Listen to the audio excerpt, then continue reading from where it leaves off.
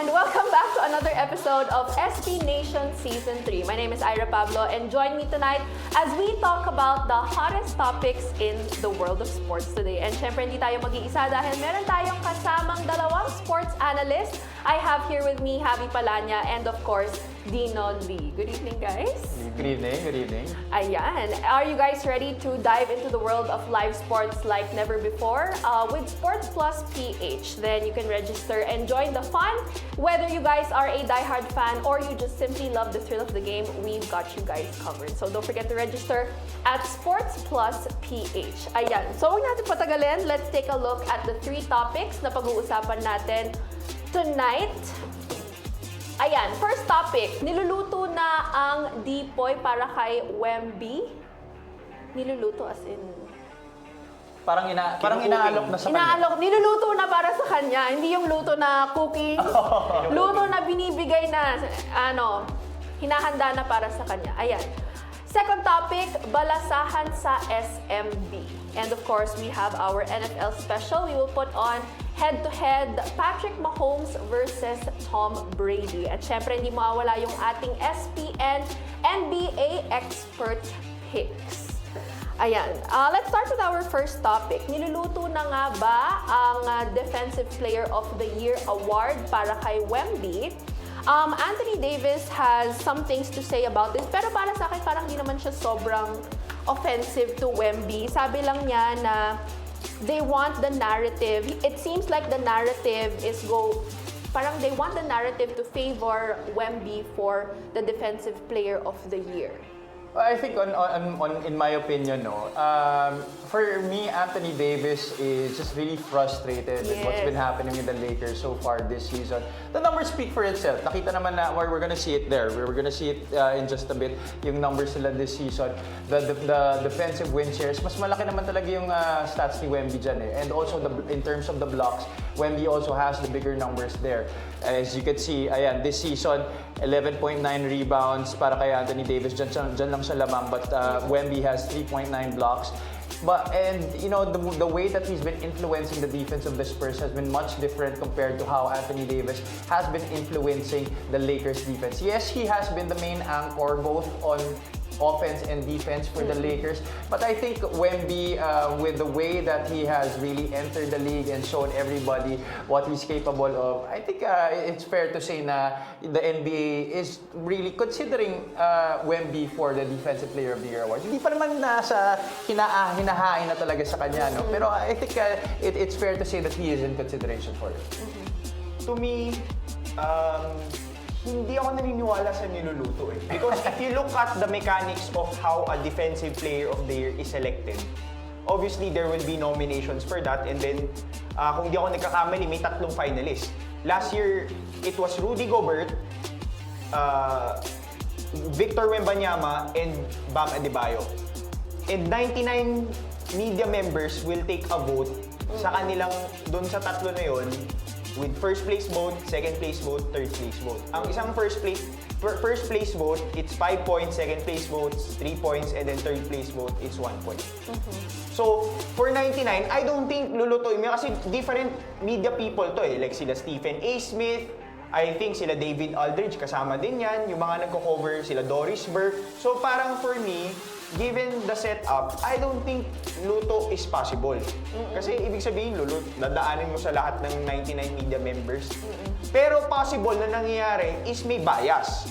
Possible yon. Kasi kung mas maraming GOAT, para sa kanila, GOAT nila si LeBron James, pero may iba rin GOAT si Jordan. So kahit anong galing ni Jordan, pwedeng, di ba, kay LeBron ibibigay yung boto. So to me, possible mangyari yon. Pero luto is not something that I see when it comes to the NBA. Now, when it comes to Anthony Davis, hindi siya isang player na parang bano, no? Si Anthony Davis, he's a hell of a player. And ang problema is, si Victor Wembanyama, may ibubuga rin. And when it comes to this award, I think he had his shot. Kasi 13 years na siya naglalaro sa NBA, tapos ngayon ka magre-reklamo Dalawang beses siyang nag-top 3 for defensive player. Oh, I think pero he has wala won, siyang nakuha. I think he has won 3 three all-defensive first teams. Tapos may dalawa siyang all-defensive second team in the span of nasa 13 season na siya eh. So you mean to say, ngayon ka lang magrereklamo when you had the chance before Victor Wembanyama came into the NBA. Di ba? May 11, kasi second year pa lang ni Victor. That means you had 11 years throughout your career to win that award, pero you didn't. Di ba? Sa akin ngayon, looking at the LA, parang ang hirap i-convince for me na siya yung Defensive Player of the Year because defensively, they're number 22 in the league. Mas mataas pa yung San Antonio, number 20. Yes, better yung win-loss record nila, pero yung defensive rating mo is 22. But if I were to take a look at an example, and ano yung i-recommend ko kay Anthony Davis, pero hindi naman ako kasing galing ni Anthony Davis, pero in my opinion, he has to play better. You have to anchor the defense, play better, win more games, just like what Rudy Gobert did last year. He played for Minnesota. He's playing for Minnesota. They had the number 1 defense. They finished third in the NBA. That's why he got the Defensive Player of the Year award. So parang sa akin, just play better. Ito nilagay na nga talaga mismo yung sinabi niya, no? I feel like the narrative is pushing for Wemby to get Defensive Player of the Year. Well, if you take a look at it, tama naman talaga yung narrative. The way he's looking at it, looking at NBA from afar, tama naman yung sinasabi niya na yung narrative, mapupunta talaga kay Wemby. Pero parang dahil siya yung nagsabi, may laman yung message niya. Yeah, I think he's just really realizing the fact that now that he's in his 13th season, ngayon siguro nararamdaman niya na siguro shit, tumatanda na talaga ako. Ito na, nagbabago na talaga yung mukha ng liga. Pumapasok na yung mga bata. Nagkakaroon na ako ng masyadong maraming kalaban for this kind of award that I never got throughout the span of my 13-year career. I had so much chances, but I was never able to get it. And now there's this guy who is really good, a guy who is not from the US, a guy from Paris that is gonna get the award in just his second year in the league, something that I didn't get in my 13 seasons. Kaya ngayon, medyo masakit. Lalo na sa mga nangyayari sa kanila this season na ang baba ng placing nila sa West. How tall is Vic Wembanyama? 7'6"? Yeah, 7'4". 7'4". Anthony Davis is like 6'10", di ba? Yes. So, si Anthony Davis, he's a good defensive player. Yes. Victor Wembanyama is a good defensive player. May offense din si Anthony Davis, may shooting from the outside. Victor Wembanyama is the ano. So parang nakikita ko dito, parang Victor Wembanyama is a longer Yes, exactly. version of an Anthony Davis, di ba? And at the same time, I think what hurts Anthony Davis the most throughout his careers is actually yung mga injuries niya. And malaking factor kasi yun, yung, di ba, sinasabi nga nila the best ability is availability. Yes. So to me, that has been the challenge throughout the career of Anthony Davis. We're not saying he doesn't deserve to win a Defensive Player of the Year award, but if you keep on missing games, just like Joel Embiid, mahirap talaga manalo ng award. Kasi yun yung titingnan din ng mga voters eh. Hindi yung games na naglaro ka lang eh, pero yung games na wala ka. And sa NBA ngayon, I think you have to play 66 games for you to be eligible for an award. So, sa akin, pero kung ako si Anthony, yes, because of his talent, his confidence in himself, pwede you can say na he's trying to win that award as well. Because he has a lot of pride. He just won a gold medal. He's a one-time NBA champion. He's playing with arguably one of the best players in the game of basketball. So, possible na parang na-frustrate din siya. But mahirap if you're going up against a Victor Wembanyama who's on the rise, who has freakish stats. Yeah. And freakish stats. physical capability Exactly. as well. Ako, for me, last point lang for me on this one is, doesn't he realize that many people who have tried to speak up and be salty about certain things, especially in the NBA, mas lalong hindi nila nakukuha yung gusto nila eh. So it's really funny to me that he's expressing his frustration at this point in his career, especially with the way that they're playing. Actually, for Anthony Davis, on the other side of things, si Victor Wembanyama naman, he doesn't care kasi bata pa siya. Ang dami pa niyang lalaroin, ang dami pa niyang awards makukuha in the future. When the reporters asked him about the comments of Anthony Davis, wala na siya pakialam. He doesn't care about individual awards. Gusto niya mag-champion, gusto niya manalo. Kung mahirap sumut kay Anthony Davis, mas mahirap lalo sumut kay Victor Wembanyama. Grabe yung pag tumira ka sa tres, parang aabutin pa rin niya kahit galing siya sa ilalim eh. Sobrang hirap talaga. I think it's really just down to Anthony Davis being frustrated at this point of his career na gusto niya makuha tong individual award na to, but it seems like he's so far from it, and then parang he's just trying to get everything that he can for the remaining Eh, of kung his, gumanda yung laro ng Lakers, tumaas yung standing nila, baka may chance pa siya. We'll see. Kawawa naman. We feel for you, Anthony Davis. Ayan, let's go to our next topic. Ito naman, frustration din. Usapang frustration ng ating team for today's episode. Balasahan sa San Miguel Beermen. Ayan, pinag-usapan nga natin nung muli natin kasama na may eliminate na yung San Miguel. Oh, di ba 4-4 Ito na, na-eliminate na sila talaga. nun. Oo. Tapos ang last 3 games ba nila ay puro above 500 yung mga teams. And sabi ko, worst case baka mag 4-8 to. They ended up 5-7. So sabi ko, Ito and na. sa akin, I'm not pushing the panic button for San Miguel. And naniniwala ako na what goes up must come down. And if we look at the dynasties that we've seen, alam natin maraming Pinoy nanonood ng NBA for the longest time since the 90s, 80s, up until this time. Marami tayong na-witness na mga dynasties na hindi rin tumagal. Yeah. We've witnessed the Golden State Warriors, Yeah. the Miami Heat, LeBron when he was with Cleveland. Actually, hindi naman dynasty yun kasi isa lang championship na panalo. The Lakers with Shaq and Kobe. The Chicago Bulls of Michael Jordan and Scottie Pippen. So, may moments sila. And I think ganito rin yung sa San Miguel Beermen. From 2014 all the way to the present moment, 24 conferences yun. Which franchise won the most championships? Guess. San Miguel. San Miguel. 10 championships over the course of 24 conferences. Follow suit is Ginebra, 7 championships. TNT with 4, Rain or Shine, Magnolia, and Meralco each with 1. So to me, they were a dynasty during that time. And eventually, hindi rin, kumbaga nothing lasts forever. Diba? Nothing to be ashamed about. Kumbaga walang forever. Naniniwala ka ba sa forever?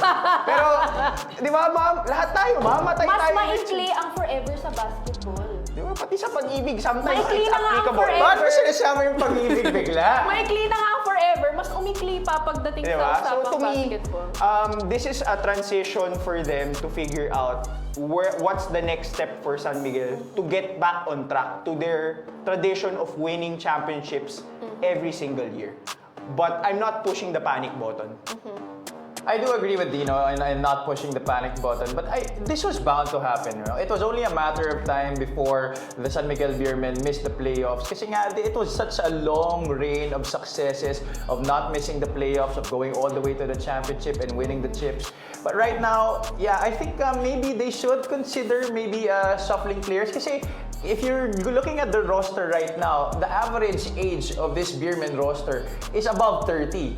Wala nang below 20 wala nang below 30 player dito sa roster na to. So I think they do need to inject some youth into this roster, maybe get some pieces that they can build for the future, and maybe do away with the guys who still have some value for the other squads that can readily get some impact dun sa ibang teams and get some young pieces in return. Kasi with Coach Leo Austria back, you know, they thought that with Coach Leo Austria, mababago ulit yung sistema, alam mo, mababalik yung championship ways nila.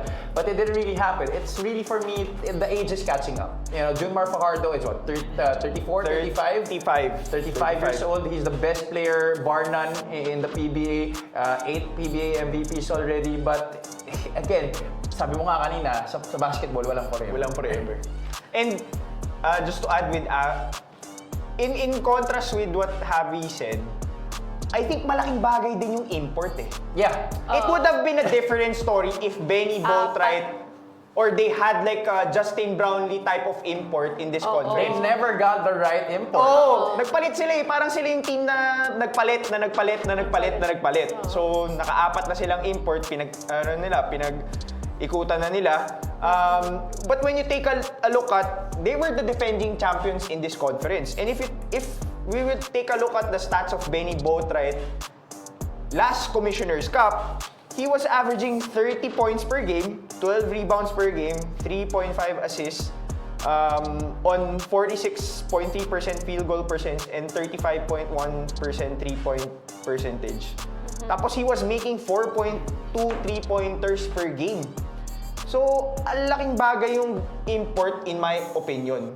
Kasi ganun yung ginagawa ni RHJ for Talk and Text, ganun yung ginagawa ni Justin Brownlee for Ginebra, ganun ginagawa ni Diallo for Converge.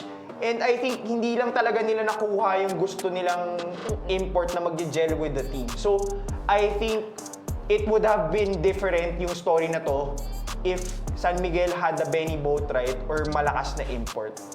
And I would agree, yun yung contrast ko, but I would agree with Javi na maybe changes are needed to be made. Kasi si Chris Ross is already 39, Mutao Tua is 35, Marshall Lassiter is 37, Wami Chongson is actually 33, Jericho Cruz is 34, Toroliano is 33. So, puro 30 na yung mga players nila. Kahit nga yung kinuha sa trade, medyo... Oo, di ba? And at the same time, I think they could look forward to the 2025 PBA draft na hindi pa natin alam. QMB might be there. Di ba? QMB might be there. Tapos one of the overseas players might declare for the draft just like what RJ Abarentos did. Tapos si Jordan Heading, di ba? Bumalik, naglaro siya. Pero interesting nga, may isa pang laro ang San Miguel. They're playing against the KT Suwon KT Sonic Boom of yung team ni JD Kagulangan. On Feb 13 sa I think sa Korea or sa Japan to lalaroin. So interesting to see. I think they'll lose that game kasi parang wala na sila, out na sila sa ESL, but maybe something that they can use as a to catapult themselves from the situation that they are in right now. I think what makes this one shocking lang, kasi talaga quarterfinals lang, hindi mo man lang naakyat. Ayun na nga Kahit eh. yun lang, kahit Even with the roster quarterfinals. that they Oo, have. the roster that they have, kahit man lang umabot ka lang ng quarter. Hindi ka naman in-expect na mag-top 4 ka. Yung quarter, Lumakas kasi bigla yung Converge. sa bagay, oo. Like people were laughing at Justin Baltasar, but I know for myself, he will make an impact. Tapos may Jordan Heading ka pa for that team. Tapos you have Hong Kong Eastern coming in also. So, medyo mahirap yung labanan talaga ngayon. Banggitin ko lang, natutuwa lang ako dito sa mga stats na to. The last time that the Beermen missed the playoffs was in the 2015 Commissioner's Cup. 2015? Nasaan ka ng 2015? I think 10 years ago, College ba? College. And then, it's also the first time since 2005 Fiesta Conference that the defending champion missed the quarterfinals the following That's right. season. Wala na nga Fiesta Conference 2005 ha, guys. Wala ano ba pa- pumalit sa fiesta? Wala pa yatang internet. Governors or commissioners Commissioners. ata, no? Commissioners ata, oo. Eh, hindi nga sasabihin ko nga, nung time na Wild. na-miss nila yung, the last time they missed was 2015 nga, nag-work pa, hindi pa ako nasa sports nito, sa accounting pa ako nito, tapos parang feel ko torpe pa ako nung time na yun eh. It's really the end of a Medyo torpe dynasty. na lang tayo ngayon, The end of pero an nung time na yun, era. torpe pa tayo. It's really the Sobrang end of tagal na an nun, era. sobrang tagal na nun 2015 na yan. Actually, alam mo para sa akin, this is actually a good sign kasi ibig sabihin, iba na yung magdo-dominate. Yun na nga. So, actually, maganda nga. Ito na yung hinihingi ng mga tao eh. Oo, na mag-balance. Na mag-balance umikot yung out na. PBA. At nakita mo yung team standings here right there on your screen. It's Ayan, Northport that's on top. Converge is number 3 right now. And also to emphasize my point earlier about the age. Kasi usually, ang peak ng pro basketball player is from 27 to 32. Yung Tama. nabanggit ko yung mga ages kanina, puros lampas 30 na. Outlier yung LeBron James. Ibang usapan yun. level naman. Ibang level yun. But you know, these beermen, they really have to bring in more younger guys to be able to maybe change the fortunes. And I don't know if Coach Leo Austria is the right fit for a rebuilding Saka program. Si Northport nagulat ako eh. Pero Personally, okay. parang sa akin, kumari, hindi pumasok Pero si kasi, Northport. this underscores my point about San Miguel. Yung Northport, puro naman bata. Pero I doubt they're gonna win the championship. Northport won't win the championship. Sana, you can never tell. I doubt. Malalaman natin sa playoffs. Diyan na talaga natin malalaman. Dun sa mga series na lalaroan nila. But it makes things interesting because Northport and Converge, di ba, teams that we don't expect to like be in the quarterfinals, but di ba, they're here. They're on top. Ayan. Okay, now let's go to our third topic, the NFL special. Let's put on head-to-head Patrick Mahomes versus Tom Brady. Ito medyo interesting yung magiging discussion dito. Last time, ano tayo? NFL picks? Dirk tayo lang. Dirk tsaka Larry Bird. Dirk tsaka Larry Bird. Ito naman, ibang usapan to. Patrick Mahomes was the 10th overall pick noong 2017, while Tom Brady was the 199th pick back in the 2000 NFL draft. So, let's put on these two players. Ayan, head stay on lang it. yung stats na yan. Oh. Yan, yan, yan. Ako, for me, it's too early to tell if Mahomes is better than Brady at this point. Obviously, Mahomes is still playing. Brady he retired and then went back and then retired again. He's still the GOAT, and for me, it's too early to tell if Mahomes is better than Brady because he has a whole career that we can look at, and si Mahomes hindi pa tatapos eh. So, malalaman pa natin kung talagang malalampasan pa ni Patrick Mahomes. Sabi nga ni Coach Hammer kanina, malayo na pero malayo pa. Javi, buti na lang Tom Brady ka kasi mag-aaway tayo. Ay, talaga?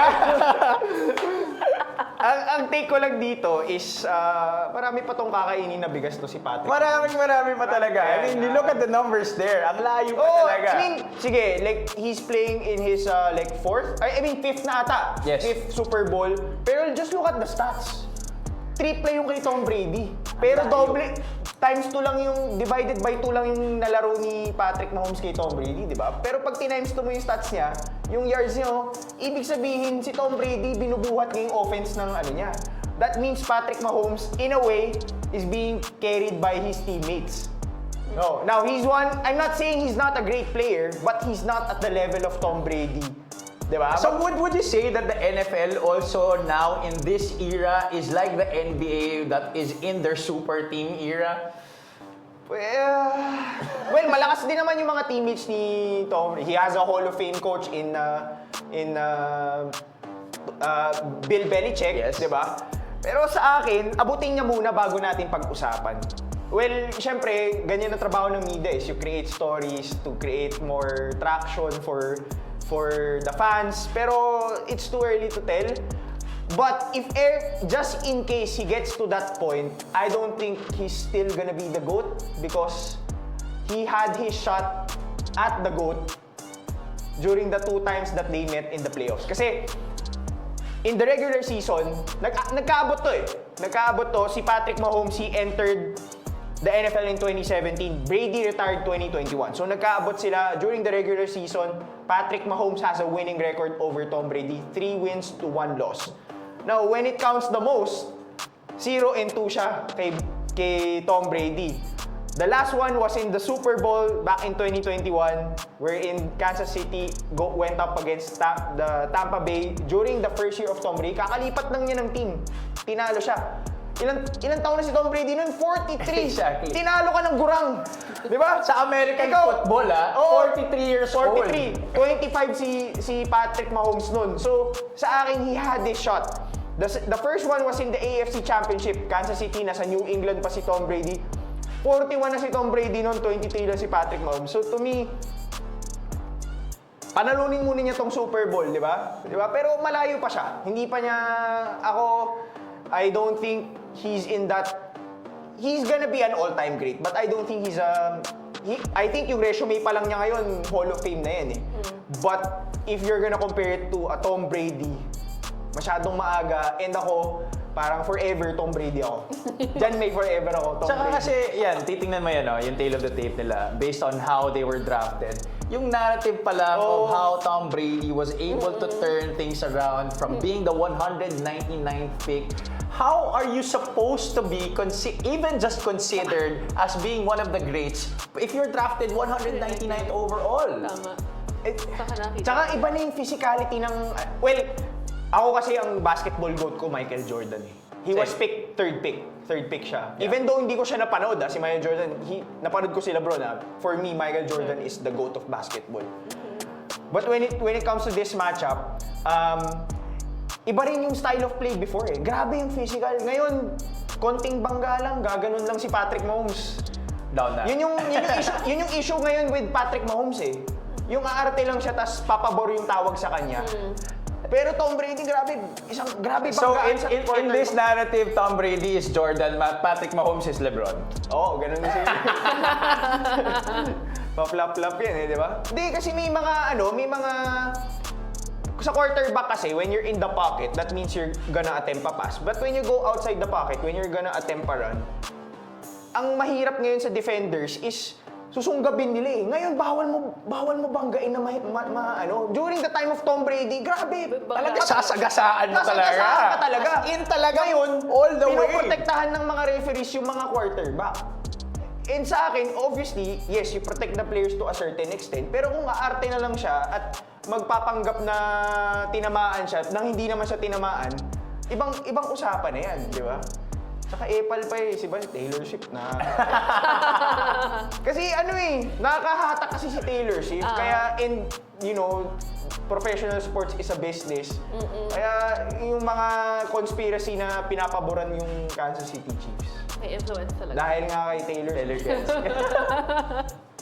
Okay, now for our last segment, we also have our SPN NBA expert picks, wherein we are going to discuss 3 of the 7 NBA games that's going to happen tomorrow. So, first up, we have the Dallas Mavericks going up against the Detroit Pistons at 8 o'clock. Dallas has a 26-22 win-loss record, while Detroit has 23-24. Who do you guys think is going to get this game? I went with the Mavs over this one against the Pistons.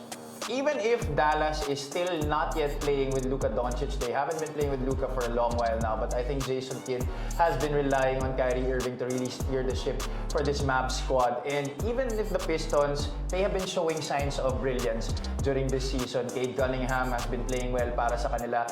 But in terms of experience, just with this matchup, with this particular matchup that's gonna happen tomorrow, I think Dallas will have this one. They have the better record, and they have the better record in the last 5 games. So definitely Dallas over Detroit. Okay, same with Javi. I think Luka has taken himself out of eligibility when it comes to individual awards. Because he has been out that long.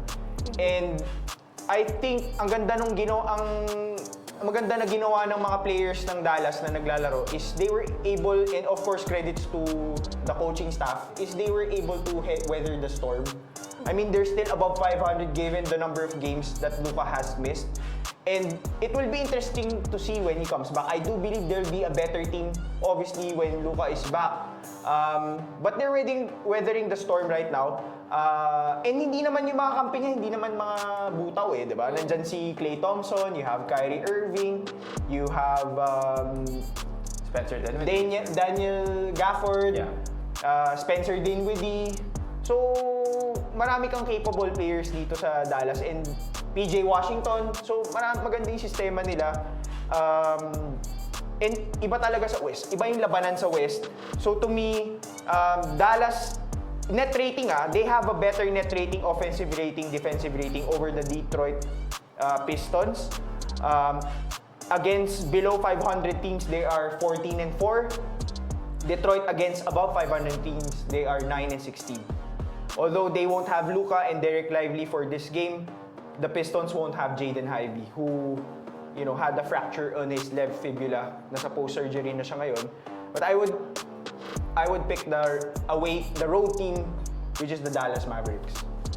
Next game, we have the Milwaukee Bucks going up against the San Antonio Spurs. So this game is going to happen at 9 o'clock. Milwaukee has a 26-19 record, while the Spurs have a 20-24 win-loss record. With this one naman, I think it's experience over the young guns right here. Milwaukee definitely has that over San Antonio. Even with Victor Wembanyama, sila Vassell leading the Spurs. Milwaukee has somehow gotten a rhythm at this point of the season. It was a shaky start to this year para sa kanila. Many even thought that it would be a collapse all the way to the end. But right now, they're starting to get their groove. And this is a very good record to have in the East, 26-19. And going up against a Spurs team, I think Giannis and the rest of the Bucks will not allow themselves to lose this one against San Antonio. And I think Giannis really cherishes this kinds of matchup because he wants to prove that, going up against a Victor Wembanyama, I am still gonna be able to dominate, even with the young guns trying to dominate this league. What's interesting with this game is Giannis and Chris Middleton are listed in the injury report as probable. Yes. So, ibang usapan yan pag wala si lalo na si Giannis pag wala siya with the right patella tendinopathy, and then si Chris Middleton with the bilateral ankle injury management. Bobby Portis is gonna be out, their sixth man for personal reasons. And then San Antonio, wala naman silang major player that is out for this game. I would also pick the Milwaukee Bucks in this game. San Antonio has lost 8 out of their last 10 games, and in that stretch, they are the third worst in the NBA. And then Milwaukee naman has won 9 of their last 12 games, which is over that stretch is the second best in the NBA. So to me, San Antonio above 500 teams are 10 and 19, and then Milwaukee versus below 500 teams are 17 and 9. I think this is Milwaukee's game to lose. Ibang usapan talaga pag wala si Giannis. Okay, third game, we have the Phoenix Suns going up against the Golden State Warriors. The game is going to happen at 11 o'clock. Tomorrow, Phoenix has a 24-22 record, while the Golden State Warriors have a 20-23 record. Well, even if Golden State does have the lower record compared to Phoenix, Phoenix is one of the worst defensive teams in the league. Though they may be one of the best offenses, they haven't figured out how to really play defensively as a team. And that's why going up against a Golden State Warriors squad like that has won 3 and 2 in their last 5 games, I'm picking Golden State on this one. It's just not for me. I feel like Phoenix will not reach the playoffs in the Western Conference with this kind of play that they have been showing. Yes, they have one of the best big threes in Bradley Beal, Kevin Durant, and Devin Booker, but it's just not really working. They haven't figured it out. Bradley Beal does not know how to play like a third option. Dito lang ako maging iba kay Javi. Not because gusto ko lang mag-disagree, pero parehas kasi itong teams na to that they've had their stretches of good runs. Yes. But they've been inconsistent throughout the season. I think one of them is yung injury kay Kevin Durant, tapos na-injury rin si Steph, and then labas-pasok yung mga players ng Golden State Warriors. For this game, the reason why I'm picking the Suns is because for this game, wala kang Draymond Green and Jonathan Kuminga. Although Kevin Looney will be available in a face mask, kasi nagkaroon siya ng nasal bone fracture. I think Phoenix is putting up the last 11 games, they won 8 of that. Tied second best in the NBA. This is actually their second meeting, no? The first meeting was back in December 1. At home, yung Phoenix, they won 113-105. No Bradley Beal over Golden State. And then second meeting nila was almost New Year, December 29. Golden State won that, so split sila 1-1. After this game, may isa pa sila. Golden State won that 109-105. Walang Devin Booker. But for this game, they would have Bradley Beal, Devin Booker, Kevin Durant. So, I don't, like, if Golden State was consistent throughout the season, I would have easily picked them. But to me, given the manpower that Golden State has for this game, I would pick the Phoenix Suns. And iba yung may Devin Booker, Kevin Durant eh. Okay, so for tomorrow, we have the Dallas Mavericks, Milwaukee Bucks. For Dino, it's the Phoenix Suns tomorrow. And for Javi, it's going to be the Golden State Warriors. Interesting for San Antonio is, di ba, parang naro-rumor si De'Aaron Fox. Kasi I think he requested a trade. So, if De'Aaron Fox ends up in San Antonio before the trade deadline, they might make the playoffs. Alright. They might make the They might make the playoffs. Okay, so since we are live on Facebook and on TikTok, please don't forget to give us a follow at Sports Plus PH. We are going to read some comments that you guys gave us all throughout the live. Ayan. Okay. So it is still TB12 as the GOAT of NFL QB. As of now, Mahomes is the best quarterback, but Brady's Super Bowl 51 performance that made the 28-3 comeback cemented his legacy to become the best of all time. Agree ako sa'yo dyan, brother. No disagreements whatsoever. Yeah, I think Super Bowl 51 was one of the best comebacks. I think the best comeback in NFL history. Hindi ko na-check pero yung 7 Super Bowl rings, I think mas marami siya sa more than 50% of NFL franchises. And Franchises, hindi Oo, players. hindi players Mas marami, yung 7, kasi like sa NBA, when you look at Michael Jordan, he won 6 championships. Tom Brady won 7. And yung 6 ni Michael Jordan, for some franchises, mas marami yung kay Michael Jordan. So, ganun yung levels ni Tom Brady. Kaya, hindi ko na-check hindi ko sure yung ano. But, to me, when they had that match-up, yung 2 games na naglaban sila sa playoffs, for me, that was the deal breaker. Na parang, hindi mo siya tinalo when he was 43, 41. When he was at his most vulnerable. Hindi mo siya natalo. Meron kang Travis Kelce nun. You had meron kang coach na magaling. Tapos may Tyreek Hill ka pa nun, the Cheetah, who's one of the fastest wide receivers of the NFL right now. Tapos, di mo tinalo yung matandang Tom Brady. Alright, let's go to the next comment. Daming arte ni AD, has been na siya. Eagles lang kay Wemby kasi di tao yan. Imagine nyo pag nailabas niya yung totoong potential niya, wala nang makakapigil dito sa Earth. Alien emoji. Exactly my point. Exactly my point. It's just really a lot of frustration on his part. Pang ilan na ba ang Lakers ngayon sa West? They're definitely I below. think, number 5.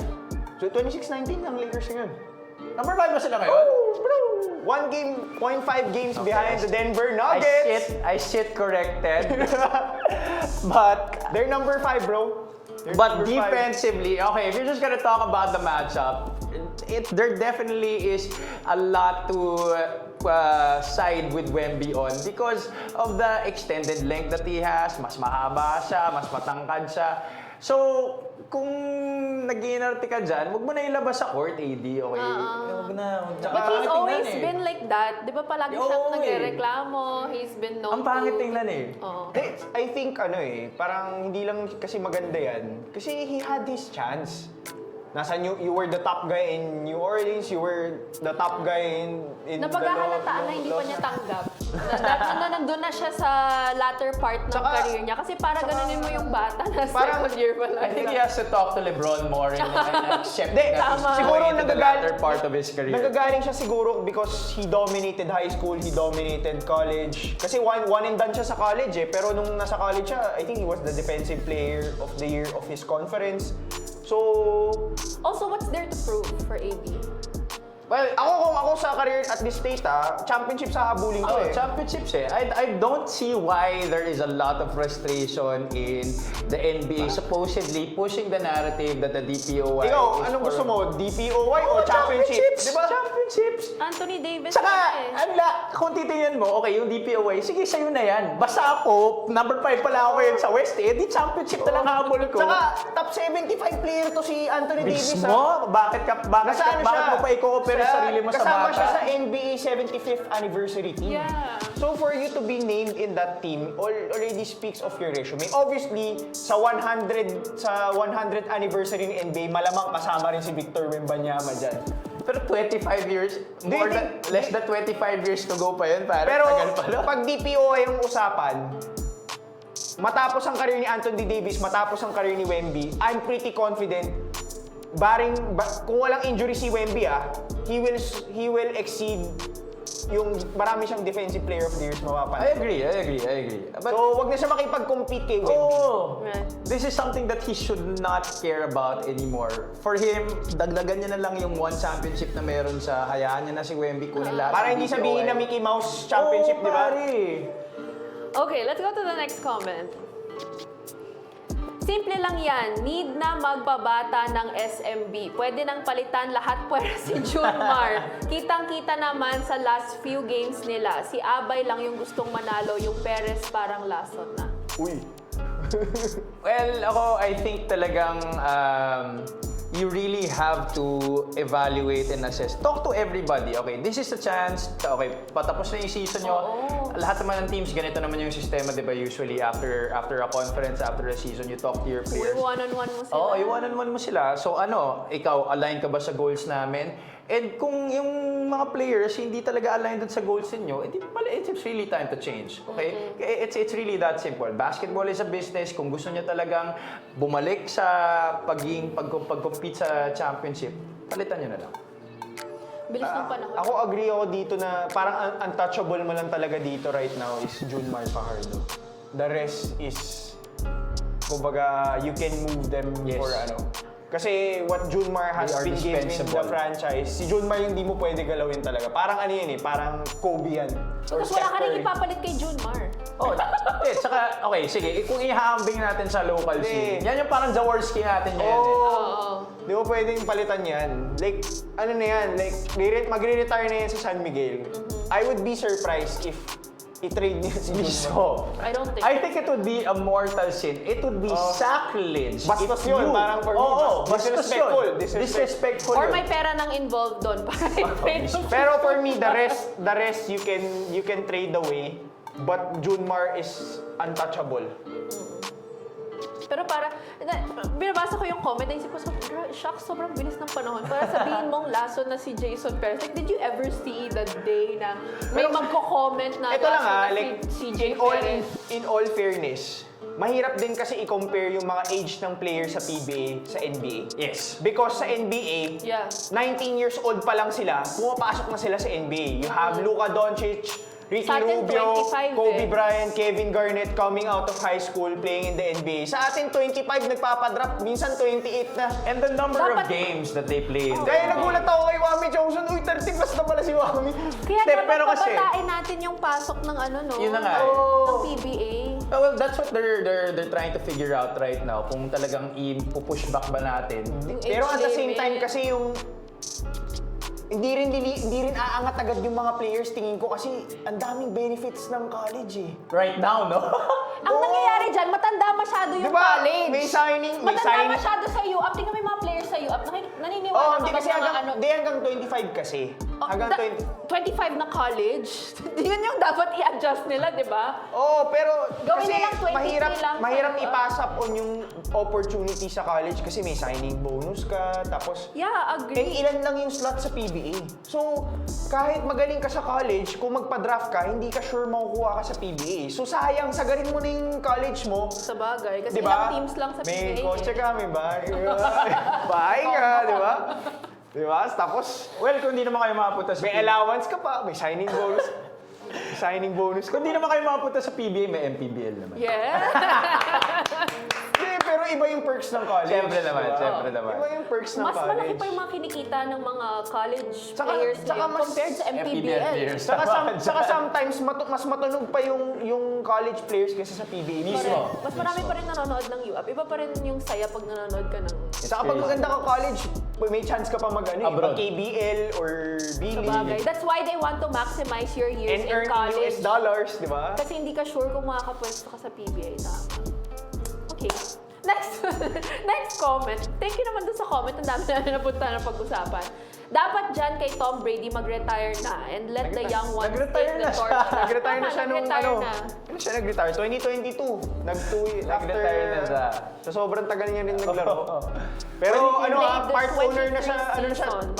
part owner na siya ng Las Vegas Raiders and then he has like a 10-year, 375 million contract with Fox Sports, di ba? Which is in Philippine pesos, ilang ano yun? Di ba? 10 15 billion pesos. How many years did he play when he came back? 1 year, nag-1 year pa siya. One year, Tapos, nawalan siya ng asawa, unfortunately. Yun lang talaga. I think that was the ano eh. He wanted to play pero yung asawa niya parang, uy, 20 years ka na nag-ano. Pwede ka na mag-retire pero kami naman, di ba? Ngayon, yung parang sabi yung Brazilian Jiu-Jitsu coach ng asawa niya yung naging... Yun na nga yung nangyari. Grabe. O, di ba? Hindi lang tayo pang sports, pang showbiz. Entertainment news din tayo. May comment pa ba? Solis. I think we have one more last. Ayan. Ayan. Excited na akong makita mag-beast mode yang si Steph. Ngayon, you know, he's really having a hard time. Nangyari na nga yung point ng career niya where he scored below 10 points. That's never happened before. But right now, I think he's just really feeling all the fatigue from all the years that he's played trying to lead this squad. So, it's not fair to expect him na talagang try niya ibuhat ulit with all his might at this age. But it's not impossible. So, yeah, if ako agree rin ako sa'yo pagod sa buhay comics kung talagang mag-beast mode ulit to si Steph, I'm excited to see that as well. Pagod sa buhay na ata si Steph. Pero Pero, also, I mean, ito pa, what else is there to prove? I still think he's one of the best NBA players. Kasi, ang performance mo naman, sometimes important din yung chemistry mo with your teammates, how your teammates are performing, how are they showing up. So, to me, I mean, I won't relinquish my thoughts na he's still a top 5 NBA player or might be top 10. Sige, kung hindi siya top 5, top 10 NBA player, given the way he impacts the game, the way teams adjust against him, yung defense, paano sila nag-adjust. Kasi take note, yung vote for this season ng NBA GM survey, he's the number 1 or number 2. After, I think, Luka, siya lang naman yung dalawang player na naglalaban doon in terms of the number of adjustments teams make against a particular player.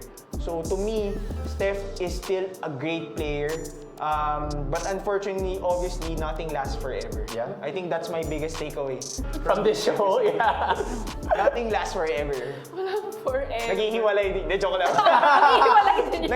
Naghihiwalay din yan. Yung motivation pa sa mga abangers dyan. Okay, ang dami natin na pag-usapan for today's episode. We were able to talk about Anthony Davis, wanting the Defensive Player of the Year. We were talking about Wemby, how he's going to be the new face of the NBA.